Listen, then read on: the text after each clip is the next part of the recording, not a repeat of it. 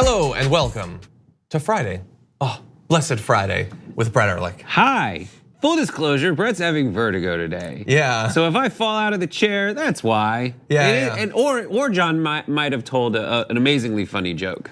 That's one probably of those what two, it is. One compounded by the other. Yeah. It's weird, man. You see my eyes jumping around, that's why. You know the funny thing about this, so we believe in like radical honesty. So I remember, I don't know, 6 months ago, I was really depressed and I started off a show by letting people know that it's gonna color the show. Like I can try to control it, but I'm crazy depressed. And you are like, forget that.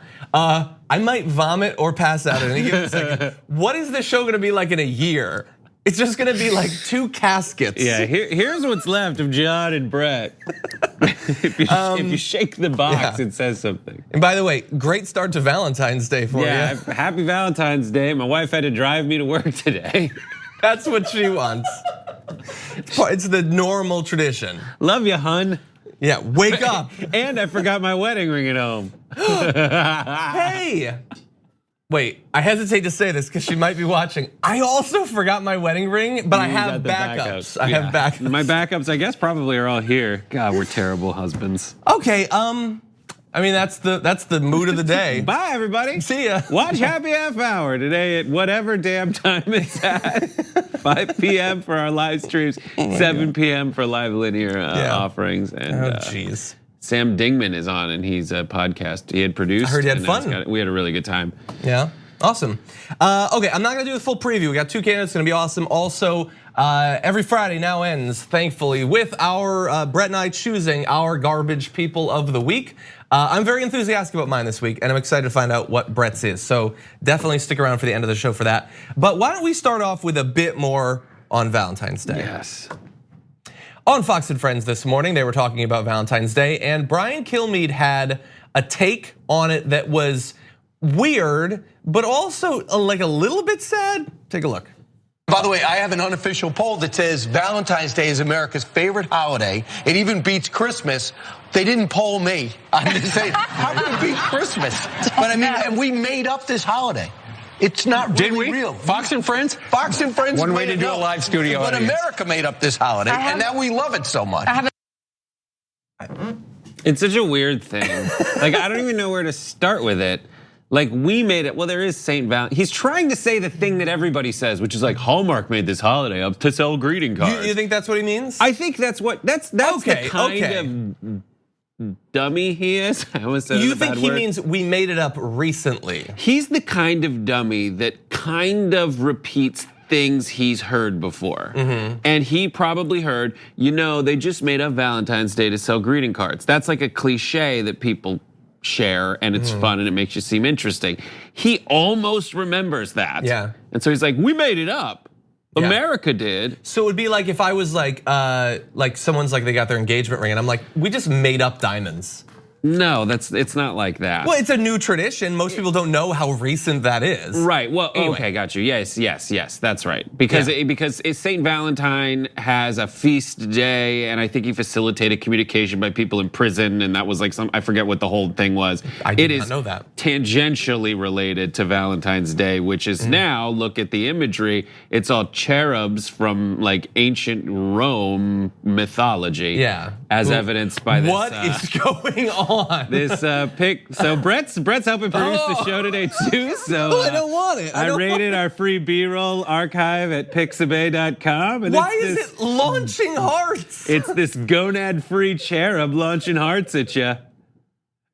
We just made that up though. Yeah, we just. Oh my God. Anyway, look, that you've pretty much convinced me that's what it means. But just in case, because it's Brian Kilmeade and it's Fox and Friends, we can't know for sure. All the holidays are made up, all of them. Yeah. Some are older. It's like when someone will be like, there's like a newer religion, and they're like, that's just a made up religion.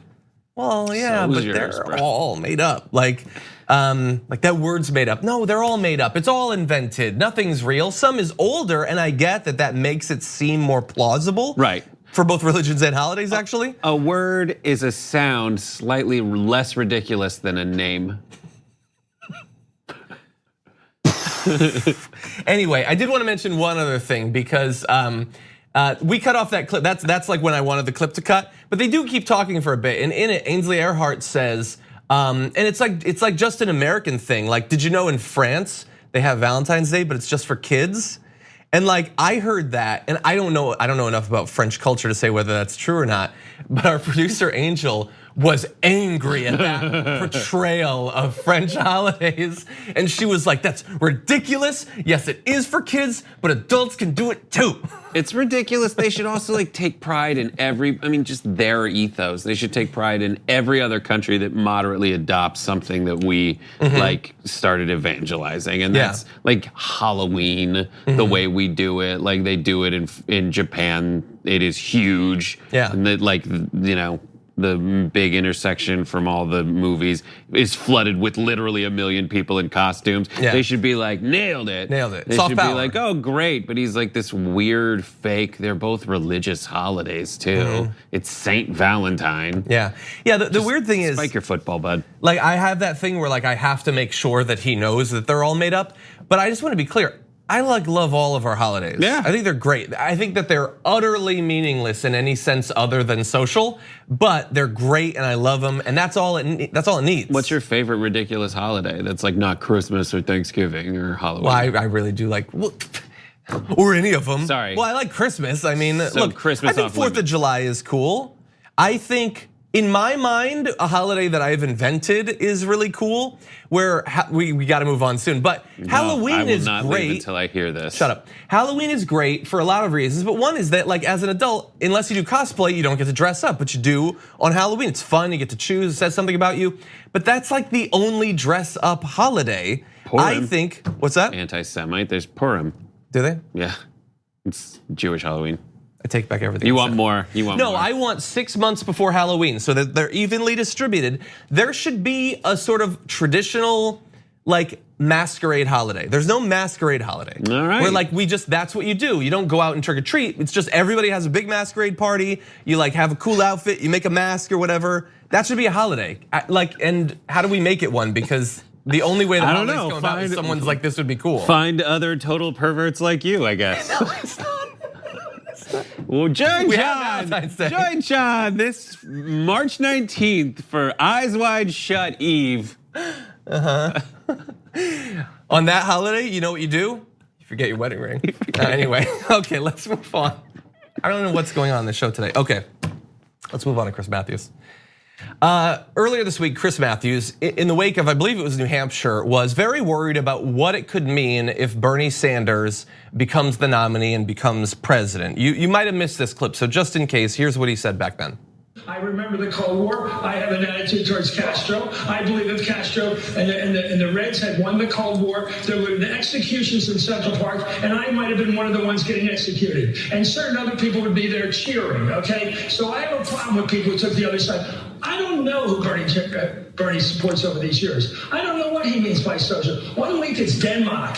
We're going to be like Denmark. Okay, that's harmless. That's basically a capitalist country with a lot of good social welfare programs. Denmark is harmless. It's pretty clearly in the Denmark category, yeah. Are you sure? How do you know? Did he tell you that? Well, I mean, that's what he says, and that's what his agenda calls for, right? He's not calling for anything. Let's see. Let's figure that one out. I love that, like that panel is Thanksgiving dinner, and Chris Hayes is like the guy trying to deal with like his great uncle, who's just like, come on, Ted, come on. Yeah, no, he's not gonna be executing people in Central Park. That's insanity. And again, like Chris Matthews is sort of like a laughable figure in comparison to like Chuck Todd or something. But like both of them have effectively said that Bernie Sanders, who calls for like healthcare, housing, and student loan cancellation, his thing is killing people effectively. Yeah, it's also like this weird flex that you've got from Chris Matthews. We're like, you know what? I would have been the executed one. Yeah, exactly. It's like, what this are you perspective doing? victimhood? Yeah, that's weird too. Anyway, look, I do want to catch you up on this because last night Michael Moore was on Chris Matthews' show and he attempted to reassure him that he's not going to be killed. You're always welcome here. Spread the word among the Bernie people. We want the surrogates like Ro Khanna. We want Tina Turner. Yes, Please come everybody should again come and on. again and again. And we Please need come to, back. and we want to assure you, we will never take you into Central Park and do any harm to you. Yeah, I knew that was coming. You and I can argue about that at a different place, but you're always on. And by the way, whatever my opinions are, don't ask me. I say, but don't ask me. This place is for the argument, not for my views. Thank you so much. We love you, Chris. 30 years. Thank you, Michael Moore. Thank you. Thank you. Up next.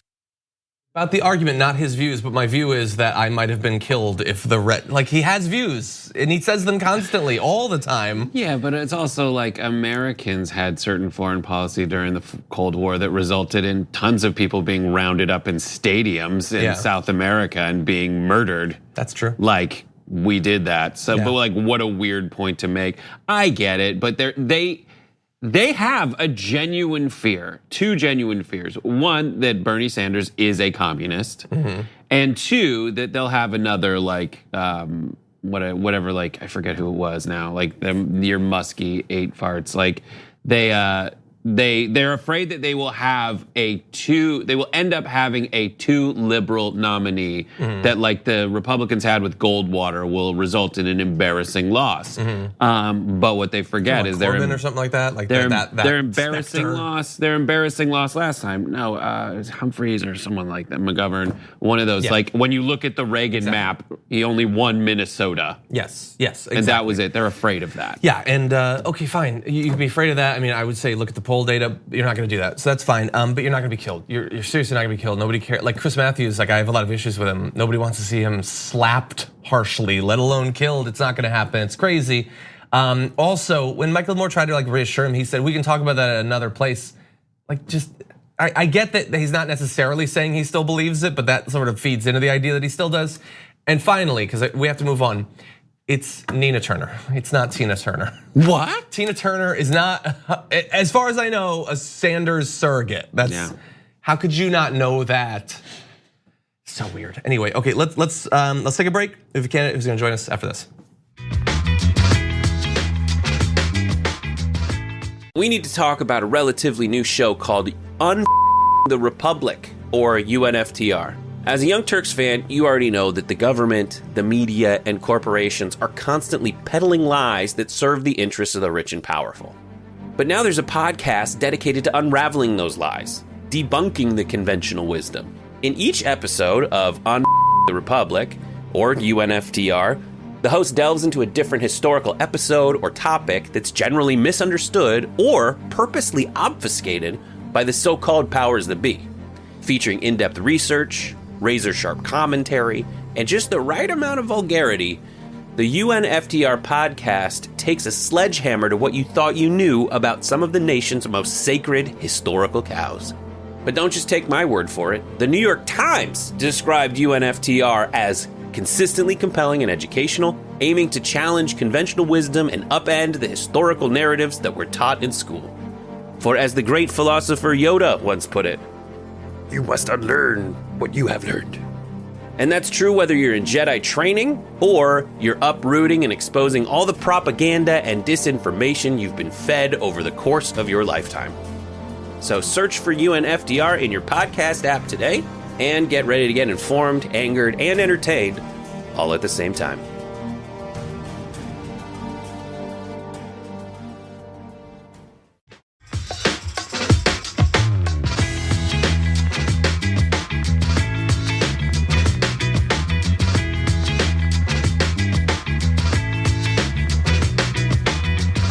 And now joining us once again, congressional candidate for Washington's 5th District, Chris Armitage. Welcome to the Damage Report.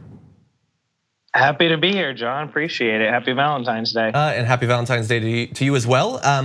It's been a little bit since we spoke. The campaign has obviously continued to develop. Could you catch us up a bit on how things are going out there?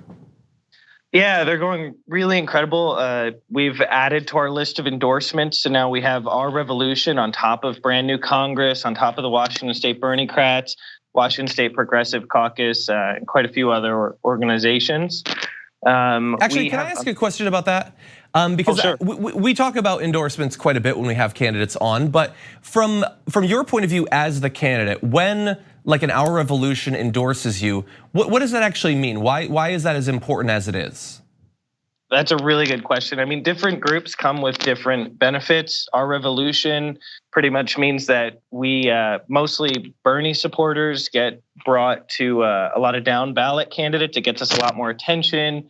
After Super Tuesday, we're going to end up with a lot of folks who are currently canvassing for the Sanders campaign and receiving a lot of training for that, coming over to our campaign. And then Brand New Congress, they're a particularly helpful endorsement because they're a group, they're one of the first groups that worked with Representative Ocasio-Cortez. And they find working class candidates and help them get elected. And you can only be nominated. I believe they received about 20,000 nominations this election cycle. They've chosen around 30 candidates. And so it's an honor to be on the slate. And we do weekly training, and they're really helping us set up staff and a lot of resources that just working class people running for office aren't going to have without a nationwide collective effort. And that's so important because there have been versions of that for more traditional candidates for a very long time. They're all over the place. They're well funded. They've existed for a very long time. But we're still in the relative first steps of setting up a sort of infrastructure for candidates on the left. So it's great to see that they are, especially with so many people being nominated, that they're doing as well as they are in choosing candidates and helping push them past the goal line. So I did want to ask you, I saw that you recently signed the Code Pink Pledge. Can you tell us about that and why you chose to sign it? Absolutely. As a veteran, divesting from war is one of the most important things that I can support. I am a member of Veterans for Peace, and I was speaking to some of those folks, and there are gentlemen there who were drafted into Vietnam, people who served in Korea, in the Gulf War, and then folks like me who are part of Iraq and Afghanistan. And we ask ourselves, when we were on the verge of war with Iran just a few weeks ago, how do we stop this from happening again? I was 9 years old when 9/11 happened. I was out protesting it a few years later. And then a few years after that, I was enlisting myself because it was my best shot at actually being able to go to college without crippling student loan debt and finally having good insurance and a living wage. So how do we stop from repeating this cycle? Clearly, just hitting the streets isn't enough. And it really came down to a few different things. One, mobilizing and organizing so that we can affect the outcome of elections. And two, pushing government at every single level to commit to divesting our taxpayer dollars from organizations connected to the military industrial complex. It shouldn't be profitable to go out to send our young people to war to die or to kill people on the other side of the world. Yeah, and I know sort of around that, you've recently unveiled your platform when it comes to foreign policy. Can you give us a few of the highlights on that? Sure. So a big part of that is investing more money into foreign service officers so that we can increase our diplomatic ties, making bases like Kuwait, our bases in Kuwait, more permanent, similar to how we have them in Korea, so that spending less money over there, and it creates more steady, organization there. And that also allows us to fully withdraw from Afghanistan. It's, foreign policy is a difficult thing as a progressive because, we can say, how do we feel about the environment? And no, we have the Green New Deal to stand by as the gold standard. How do we feel about healthcare? Single payer, Medicare for all, that's the gold standard. Foreign policy hasn't been something that we've been able to really make as cut and dry, because I'm not an isolationist. If people need help, we should try and help them. But also we need to find a way to end all these forever wars. Okay. And one thing I wanted to ask was, I was looking over the schedule, and your primary is actually, it's August 4th, quite a bit later than some of these others. I mean, there are some candidates who, Super Tuesday, that's their congressional primary. Your schedule is very different. And so far, it looks like in terms of your opposition, it's been pretty much the same. You have a pretty good idea of how that's gonna go. This shifted timeline, how does that affect the way, your campaign strategy, the way that you're going about this run? It gives us a lot more time for outreach. Right now, today, we have a really unique race here. I'm the sole challenger as a first-time candidate, to an entrenched Republican who's running for their 9th term. And so that extra time gives us a chance to build more of an organization. We've done so much learning over the last few months. We have incredible folks. Sarah Smith, who ran in CD9 in Washington State in 2018, she has now come onto our campaign. We've been able to just find incredible people. And so one thing that we're doing with that extra time is next month, we're going to be visiting every single incorporated town and reservation in the district, which is our district's 25% bigger than New Jersey. So it's a lot of area to cover. And so we're going to drive up and down this district. I mean, it goes up from the Canadian border down to Oregon, easily a 5-hour drive. Oh, wow. And a lot of these towns have never, ever had someone running for Congress visit them. And once you get into that one-on-one, that extra time affords us, you can really break through the Fox News red versus blue bubble and actually connect with people. Okay. Well, we're definitely going to find out how that goes. And up until then, how can people find out more about your run?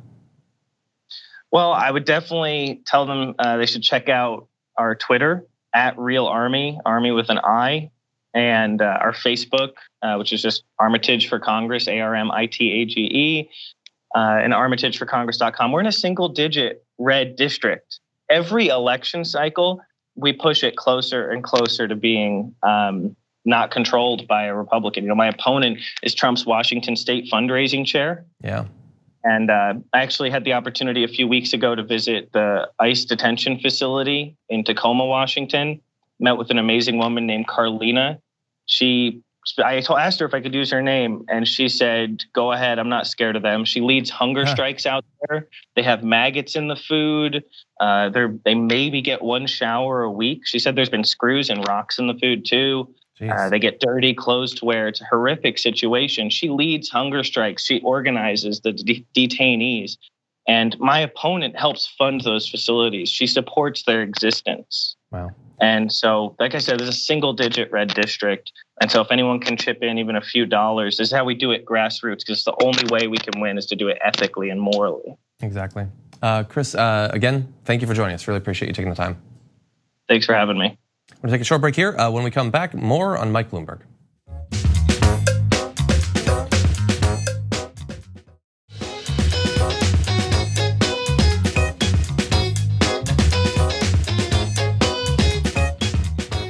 When it comes to Mike Bloomberg, I don't know if I've ever seen so much damaging information come out of candidate in like a 24-hour period in my entire life. And so we've got a couple of stories we're gonna cover. One is a pretty big one, but I want you to understand that when we go through this, there were like 6 stories at the very least that we're not gonna have time to do. So we're gonna be covering it in the future. And the reason we need to do this sort of all at once is he waited as long as possible to launch his run. So we didn't, for all the other candidates, we had 8 months to go over their records, but he only launched at the end of last year. And so now all this stuff is showering all over us. So take a look at this. I mean, we've talked about some of his statements about the financial crisis, those sorts of things. But we're also finding out that some of the culture that he had when it came to female employees back in his business days, it's starting to look pretty Trumpian. So Democratic presidential candidate Mike Bloomberg allegedly told a female employee, quote, "kill it," when she told him she was pregnant, according to the former Bloomberg executive's 1997 lawsuit. So there have been multiple lawsuits against him. It seems like there are a few that most of the details have come from. Others have been sort of hushed up, but kill it. I don't know what to do with that. Like, cause it's like, that's so intense. Like, I can't help but laugh. I shouldn't be. That is a real intense thing to say. Cause it's crazy. Yeah, right. Cause your body just goes like, nah, that's not real. That's bad dialogue in a movie. Couldn't have genuinely meant that. No. So weird. So let's talk about this lawsuit. It was filed in New York. Sakiko Sakai Garrison alleged Bloomberg followed up his first remark, which we said, with another offensive comment, quote, "great, number 16, apparently referring to the number of pregnant employees on his payroll. Because apparently he's both incredibly frustrated when women get pregnant and also tracks the number. She says that he pointed out another woman to her and remarked, quote, "if you looked like that, I would do you in a second." His references to him referring to female employees as, quote, "meat." The suit accused Bloomberg of making racist remarks as well, including calling Mexican clients, quote, "jumping beans," and telling a female employee who needed a nanny, quote, "all you need is some black who doesn't even have to speak English to rescue it from a burning building." A sentence that I don't even understand. I don't know what that means, but it's definitely racist. I get that part. I mean, it sounds like he's qualified to be president at this point. Based on recent qualifications. But like, I say that as a joke, but that's kind of what I see a lot of potential Bloomberg voters thinking. It's like, he's better than Trump. I'm so tired of losing to Trump that I want to beat Trump with someone who will anger Trump. And what it is, that's the lib-tiers philosophy. That's the I care about making the people who disagree with me suffer. Like, who do you care if like it would piss him off? No, I want someone who's actually going to win. Like, I don't care if it frustrates Trump. Right, but they think that this is the way to beat him, is to have like some lighter version of it that isn't. And before this information came out, that is just like someone who's richer than Trump, from the same place as Trump, and is a Democrat. Like, I'll take it. Recently, that kind of thing. It's the desperation that people had. That was, I forget who it was on CNN who actually said this. That was like, they had Biden in their cart, but they hadn't checked out yet. And so Biden's looking in the cart like it's like falling apart in your cart. You're like, let's get rid of it. Leaky bag of corn pops. Yes, and so they're like, I guess I have to vote for Bloomberg because he is the one that has emerged, as I'm told, as the moderate. He ran New York. That's executive experience. He has the money to go up against Trump. I'm not excusing this. But what I think might happen is, are you saying to my objections to Bloomberg kill it effectively? Yeah. No, I'm not saying that. I'm just trying to explain what I've seen from the people I've talked to about why they might be considering Bloomberg. Yeah, I think maybe there's some of that. Although I would say if all you care about is getting rid of Trump because of how much you hate him and have for the past few years, and I totally get it, I hate him more than you do. But if that's what you believe, the idea that, well, let's get someone who's marginally better, but like so reminiscent of Trump in an increasing number of ways. Well, not anymore. The argument for that I heard from the Black Caucus members who endorsed him is like, he's not like that anymore. Yeah, he apologized for stop and frisk back in November of last year. Well, that's what they say. I'm not saying that I buy it. And he doesn't say this stuff out loud anymore, but back when it was acceptable, he did. Okay, so look, I do want to his credit, he settled the lawsuit in 2000. He claimed to have passed a lie detector test in 2001, denying that he made the remark about the pregnancy. And I've seen multiple articles reference that lie detector test. I have never seen anyone who had evidence of what the lie detector, and again, it's not admissible, like all that stuff that you know. But it was he says he did it in private and then says, oh yeah, I passed it. Okay, but can we see it? No, you can't. I mean, that's Trumpian right there. What's the point of taking a lie detector test if we can't even see the results? Anyway, and that was in the lead up to 2001. So the thing was, this scandal breaking, like again, right before his first run for the mayor of New York, it didn't really hurt him because people barely care about this stuff now. They definitely didn't care in 2001. Right. Like, you were just allowed to do all this stuff. There was no Me Too movement on the horizon or anything. Theoretically, this sort of stuff seems like it should like at least be acknowledged at this point, considering all that we've been through. We'll see what happens, because as they, if he has this debate stage opportunity, nobody knows what he looks like on the debate stage because they haven't seen it happen since 2001. And he'll probably run in some way to say like, listen, I atoned for my sins back then.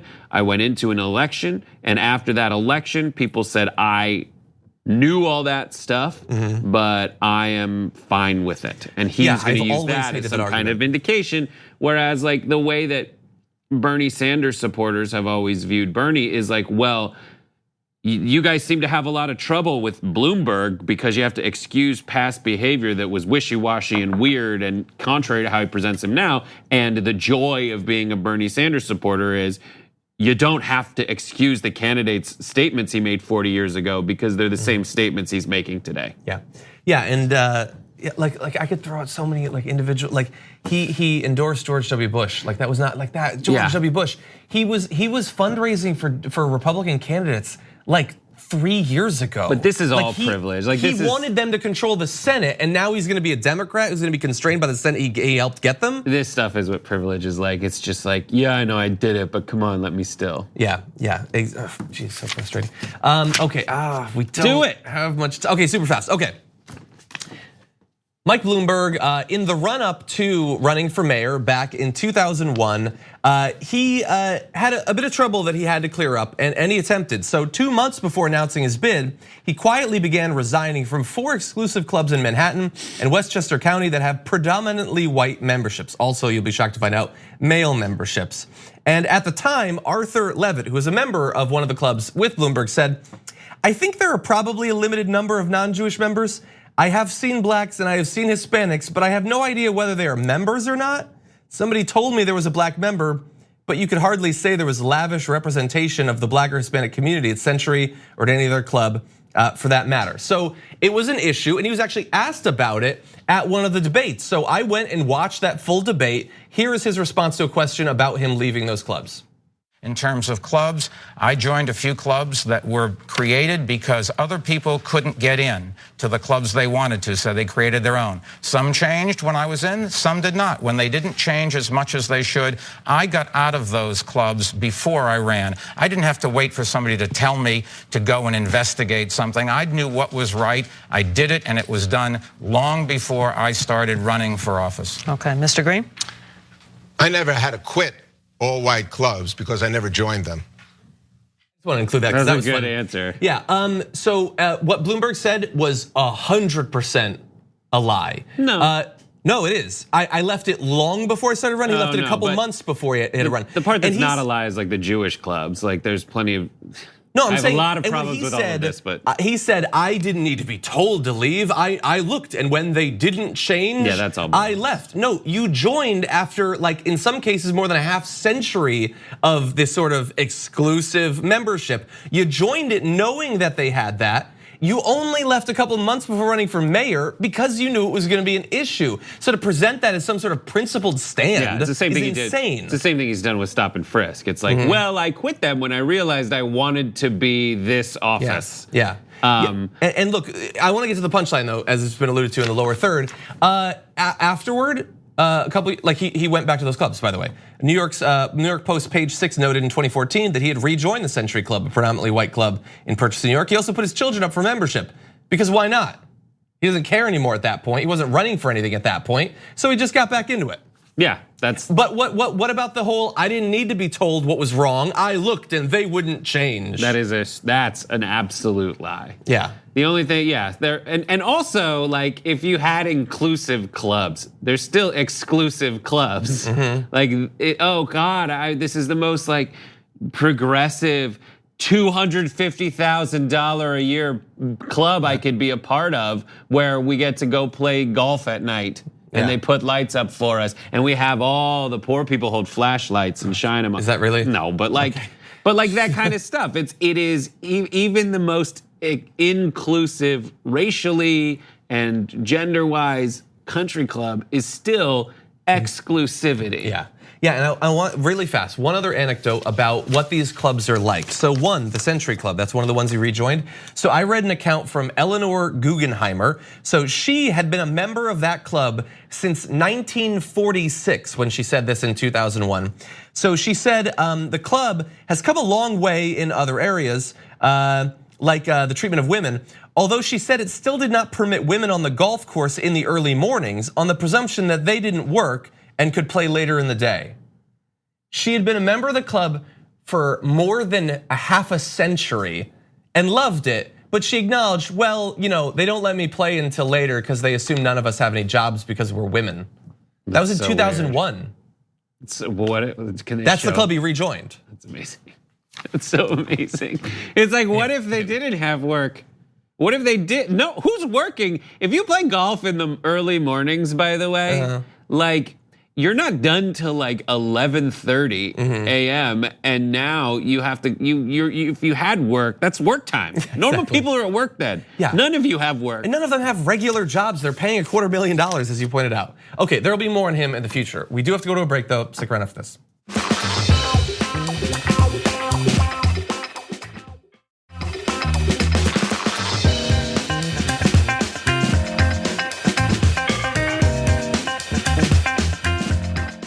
Joining us now is congressional candidate for New York's 13th district, James Felton Keith. Welcome to the show. Thanks for having me. Glad to have you on. Excited to talk about a number of topics with you. Before we get into some of the topical stuff, though, I did want to start off with your slogan, which is "We owe us." Can you tell us about that? Well, yeah, I mean, we owe us. It's hip hop, baby. I mean, at the end of the day, our slogan is around, and our campaign is around ownership, the distribution of it, and how we include people in this economy. And so we owe us just really, it came out of a rally that we had a few years ago. I've been running for Congress since 2017, and everyone just started chanting, "We owe us," as we talked about economic inclusion and equity specific to the land we live on here in Manhattan and parts of the Bronx and a variety of other things. So we owe us just started happening, and we stuck with it because it's hip hop. So I totally get the philosophy. What are some of the positions, the policies that have sprung from this starting point? Well, sure. I mean, so our core policy is universal basic income and other sorts of basic incomes. I'm a strong cannabis legalization advocate, a strong Medicare for all, and education reform, whether it's specific to universal pre-K or education subsidies for public schools. A strong advocate for climate action of a variety of sorts.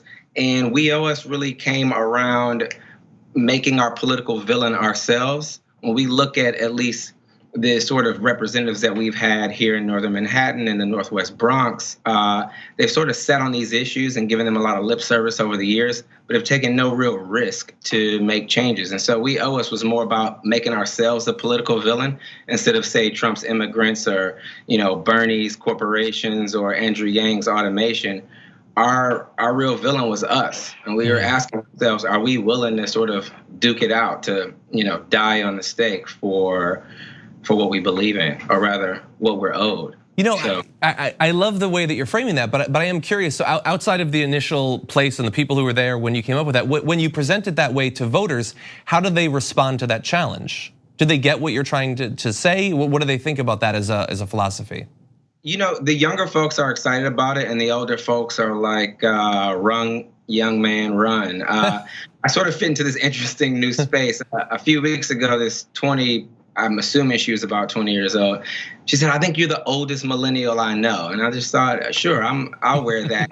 So I'm in this interesting spot where I recognize that I'm significantly older than a couple of adults, but the old guard, especially here in Harlem, the old black guard, they look at me like, this kid wants to run for Charlie Rangel's old seat, or now, Espaillat's seat.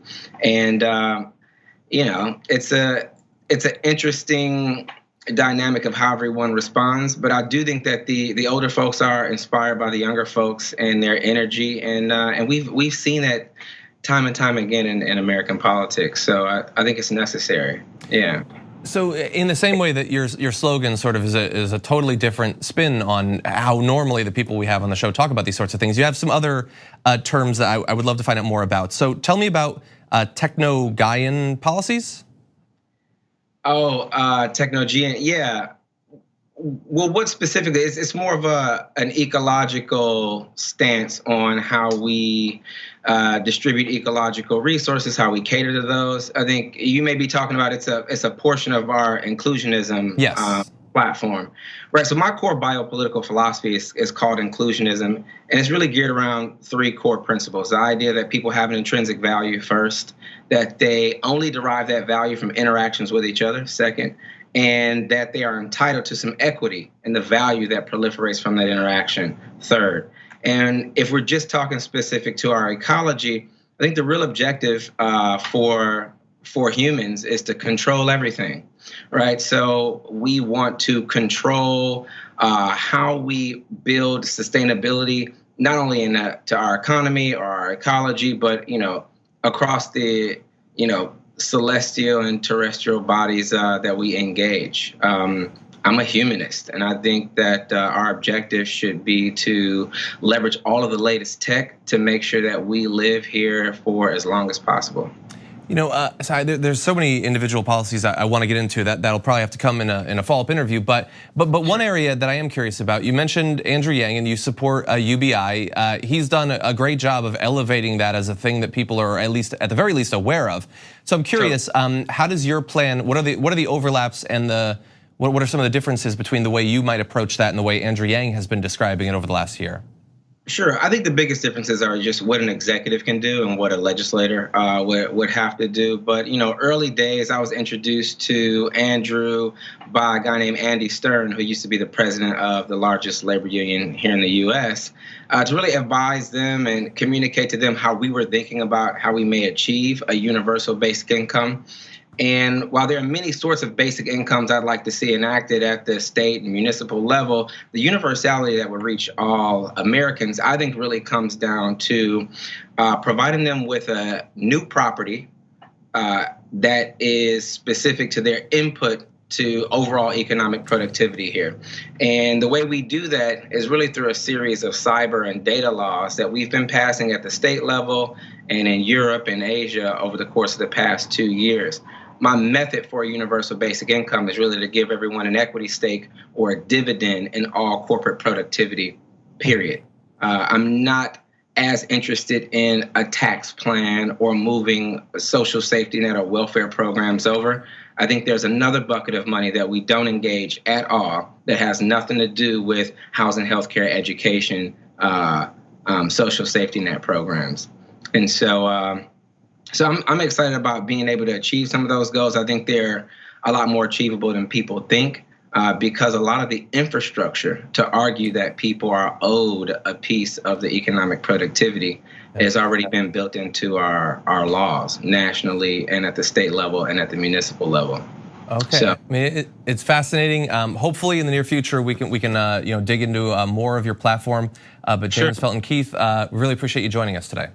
Thank you. Thanks so much. We're gonna take one last break here, and then when we come back, close out the week as we have been recently with the garbage people of the week.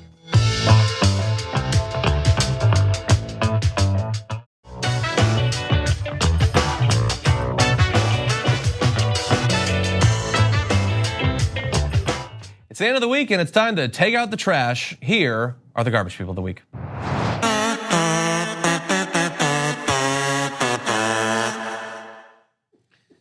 As always, Brett Erlich joins me. We've each chosen a garbage person. Brett, who's the trashiest this week? I thought about going to Trump because I haven't in a while, but I'm gonna go with Bill Barr. Oh. Bill Barr is my garbage person of the week because Bill Barr decided this week that he was going to kind of make this big move against Trump by going in an interview and saying Trump is making it impossible to do my job. That was great. How's he your garbage person? That was great. Because it was just an orchestrated thing. Today he's going into the Michael Flynn investigation and unleashing his own people on the prosecutors who prosecuted Flynn. Okay, that would normally bother me, but yesterday he said something bad about Trump. He pulls a single page out of Collins Murkowski's book, which is, I'm going to say things that make you think I'm reasonable, but every other action I take will counteract that. Garbage person. Garbaggio. Yeah, that page he took out of the book, the header was the bare minimum, I think. That's a good choice. Mine was very easy. Sometimes it's hard, this was very easy. My garbage person of the week is Chuck Todd. Because of how unrepentantly biased and dishonest he is about Bernie Sanders. I mean, this isn't even just for the like calling his supporters brown shirts. And I know he didn't technically call them that, but he read a quote so that he could say it, and then he didn't in any way have a problem with it. But then the bizarre, willful lack of understanding of what makes a front runner, he definitely considers himself to not be one of those opinionated people like a Maddow or a Sean Hannity or me or you or whatever. He's just a news guy, and yet he is as deranged and biased as any opinion political analyst. Yeah, Chuck Todd, you think you're so smart. You think you're so smarter than this, Chuck Todd. Yeah, exactly. How you like them apples, Chuck Todd? Yeah, I forgot about Chuck Todd's multiple moments this week. Both good choices. Willful deniability. Okay, well, those are the garbage people, and thus the the trash is taken out. Brett, thank you as always. Especially working through your vertigo. Thank you. I didn't fall over, but we got about 15 seconds left in show. So hey, if you need to spew. Spew into this. Spew into this. Everybody watch Happy Half Hour this evening. Sam Dingman on the show. And then you go to tyt.com/bespoke and use Turks20 at checkout. Do that. Okay, thank you everybody. See you on Monday.